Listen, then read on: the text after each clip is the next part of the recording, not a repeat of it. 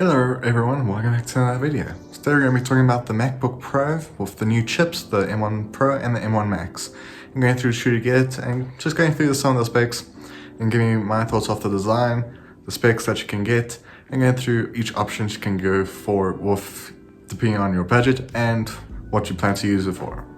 So I do have my iPad here and I am on the App Store app, well not the App Store, but Apple's Store app that they have, which is normally standard on Apple devices, especially if you're living in a country like America, the UK, Australia, New Zealand, and even more. So I am going to also record the screen of my iPad so I can show you what I'm seeing. So starting with the MacBook Pro 14-inch, there are two options when you go onto the website. And also you can choose which screen you want, or which color you want. So there's silver and gray, or space gray. Now there's two options. You can get the M1 Pro that has 8 cores of CPU power, 14 core GPU, and also the standard memory choice. Then obviously you have a choice between getting a 512 gigabytes solid state drive or 1 terabyte solid state drive. But I'll tell you why you should go for the cheapest one. But let's carry on with the specs. So obviously it tells you the 16 core new engine, the liquid retina display, which is really good from my point of view. Sorry for the dogs barking. Also it has the three Thunderbolt 4 ports with the HDMI port, SDXC card slot, and MagSafe 3 ports, which is very well known. Well, a lot of people missed it. I mean, I currently have the MacBook Pro 11-inch, or not 11-inch, 2011 model, which does have the old MagSafe feature. So I am still rocking a bit of the MagSafe side, but let's get back. Has the Magic Keyboard with Touch ID, Force Touch trackpad, and obviously the 67-watt USB-C power adapter. Now, if you are wanting to find a more suitable choice, you can just basically just select the cheapest option, because also you can also customize which option you want to go for, and also change the chip that is installed. You can change the storage and the gigs of RAM. So also once you are in the shop, you can actually select any chip, so you can actually go for like the other option of the MacBook 14-inch that you saw on the previous screen or the previous slide. And also it will cost you $200 extra just to switch it to that. So it comes up to about $2,200. Obviously, if you're wanting to have more power, you can go for the Max, which obviously will make it a bit more pricier. It's almost $3,000, so that is quite expensive. So if you are just wanting the M1 Pro, we'll just do a customization for the M1 Pro. Then you can also select only two options with this. So I will say 32 gigabytes of RAM is probably the best to go for, but if you aren't going to use this laptop for much, then 16 gigabytes of RAM should be fine for you. But I'm going to go with the 32 gigabytes of RAM. And then obviously, with this new M1 chip, it does give you more storage with the options on the App Store, or Apple Store, which is really insane. I mean, 8 terabytes of solid state drive is a big upgrade. But obviously, depending on the price budget that you want to go for, it's probably just better to go for the 512 gigabytes of RAM, solid state drive, or even 1 terabyte. And if you do have an extra $600, then you can just go for the 2 terabytes option. But I think 1 terabyte is fine for you to use. And obviously it tells you which one you'll have to go for with the power adapter. And you can select what type of keyboard language you want to use.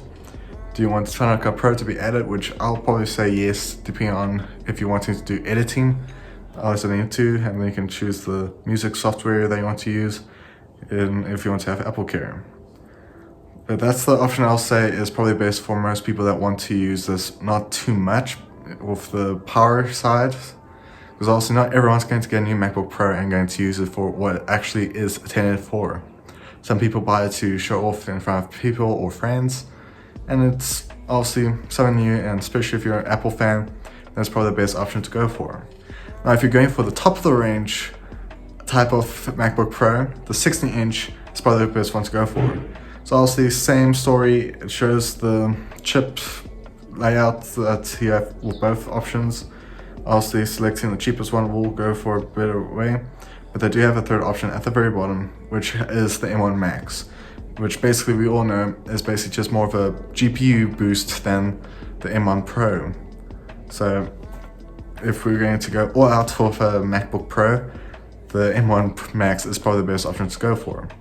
Now also, if you are going to do a high type of editing flow, or even a very well game development side, I guess, 64 gigabytes of unified memory is best to go for.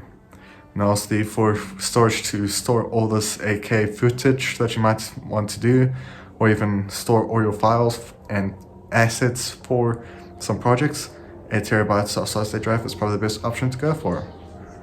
Then, like I said, if you are going to be editing, Final Cut Pro is probably the best option. If you're going to do some music, maybe on the side, then maybe just go for the Logic Pro. And also, because it's going to be such an expensive product, maybe just get, okay, well, obviously that depends on you, but you can get the Apple Care Plus, and then it'll come up to a very expensive price, which is $6,598.98. So my thoughts of the actual device is really impressive. I mean, I'll put a link in the description for iJustine's video, where she had a professional editor on the video, showing like his normal workflow with editing some footage for customers. And it's really insane that not only did they not know that there was both editing projects open with the M1 Pro, but they both were having 8K footage on both editing software, and there's also Safari that was open and all that. But I'm not going to go through all the stuff that actually happened in that video, but I'll put the link in the description as my first link. But otherwise, the thoughts of the device, it's nice, it looks new, it's bringing back things that people wanted. It's incredible to see how advanced Apple is getting with their own chips.